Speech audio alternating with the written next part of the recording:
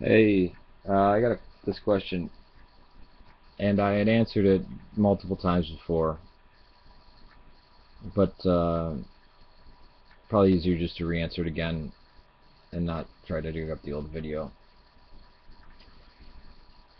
Can God create a boulder so big, or can usually it's the stoner question? Can God microwave a burrito so hot that not even he could eat it, or can God create a boulder so big that not even he could lift it? And I've actually heard people try to answer this. I've actually heard members of the Eastern Orthodox Church try to answer this, and I warn them. I tell them, shut up, now you're getting into heresy. You might have just anathemized yourself by answering that, by saying what you just said.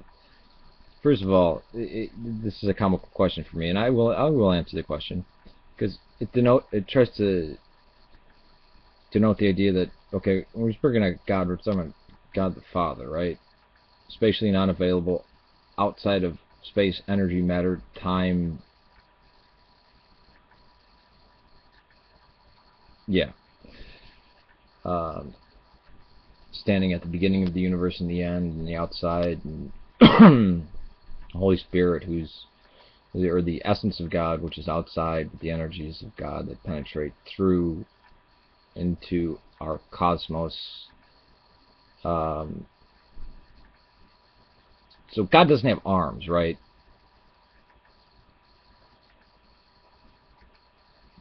So what boulder is he picking up? He doesn't have a stomach, so what burrito is he eating? I mean, this might work for Zeus, or Thor, or Apollo, or Demeter. But if you're talking about, I mean, when an Eastern Orthodox person, that's like the Tao. Can the Tao create a boulder so big that it couldn't even lift it? You say that's you.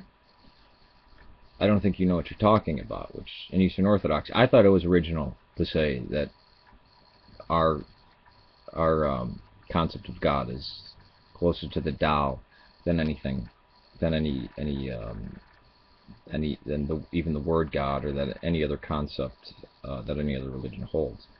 I thought that was. I thought, oh man, that's right in the money, and that's the way I view it, and I hope the bishops are cool with that. I didn't realize that even before I was born they were saying that. The Eastern Orthodox Church was saying that very loudly.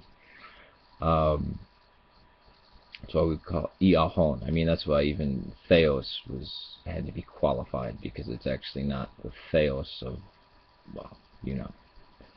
I mean, the there's an allusion to this in the Pentateuch, where it says, I mean, it keeps calling God, the single God, gods, because it's not talking about a God, it's talking about the one supreme God, so it's always referring to Elohim, gods, gods, gods, and gods, God, and the gods said, He is one. What? And then when Moses says, well, what should I tell them your name is? And he says, I am that I am. I am the existing one. And of course, stupid people said, oh, that's the name of God. If you just say YHVH, and then they try to say, oh, Jehovah, or Yahweh, or Yahweh. When, in fact, the person who was writing it, for the event that happened, saying, no, no name. I am the unknowable one. I am beyond that. So we call God Iahon, the existing one, or He who is. I'll write God the dash, capital G dash D, because anything that I mean, it's against orthodoxy. We say you cannot describe God, unknowable, unthinkable, unimaginable. The only thing positive is God is love, so I mean that reduces it to relationship. This is why no proselytizing, right? And even in talking with my context, it's frustrating, because he keeps talking about belief and faith and stuff like that. It's like, belief, what, you experience something, do you need to believe? Do I need to believe in the wind? Or I mean, and it's a very American kind of closed-mindedness of this. Oh no, but it is, because it can't be empirically this and that. Wait a minute, hold on. Or faith. Well, we mean loyalty or faithfulness. And I mean, how many thousands of times is this written down over the past 2,000 years? You know, so there's no blind faith, and there's no. So, can God create a boulder so big that He couldn't lift it? You'd probably have to ask that to, you'd probably have to take a time machine back and ask that to a worshiper of Zeus. Or the Protestants. The Protestants still worship the sky god. Ask them about that.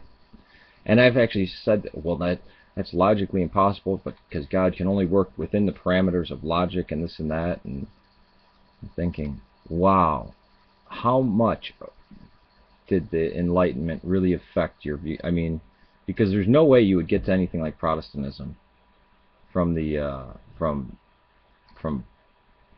you know, before people like Aquinas and Anselm and Augustine, or even the Enlightenment or the Renaissance. I mean, if that was asked back then, we don't even, omnipotence is not one of the things that we describe. We don't say God is omnipotent. It might be inferred, and you know, we would say, well, God can do anything or whatever, but this omnipotence, omnipresence, omniscience, no, we say exactly the opposite.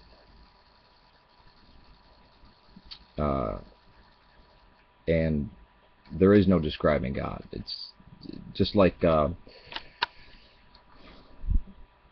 have to, like, if there's somebody, for you to meet them, you have to meet them, right? For you to know them.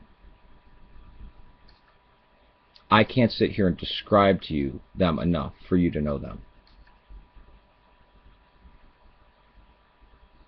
And that's kind of how it is. That's why the word gnosis comes up, but it's not the same gnosis as the Gnostics. So can God lift a boulder? Can God create a boulder so big that not even He could lift it?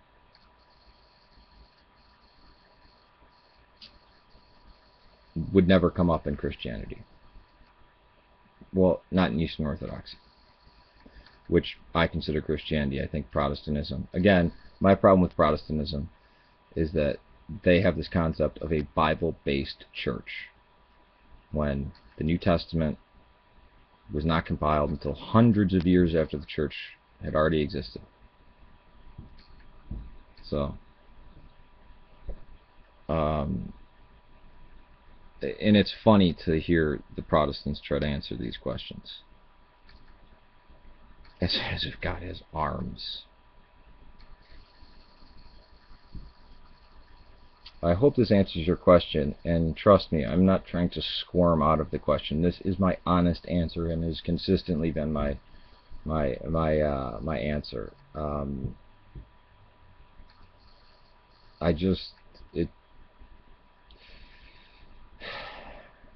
It's kind of like asking a Buddhist, like, how can I be saved from my sins? Or, well, even that might be even more logical, or shoot, I don't know. I don't even know how more silly this is. And it's not silly to ask a Westerner this with your sky god. That's fine, but in Orthodoxy, that's not.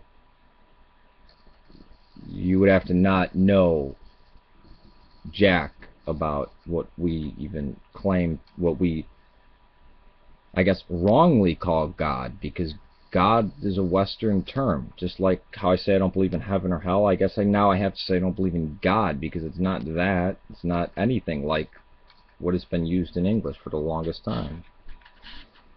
So, but when we use God in our liturgies, we know what we're talking about, because it's inside conversation. It's a closed community.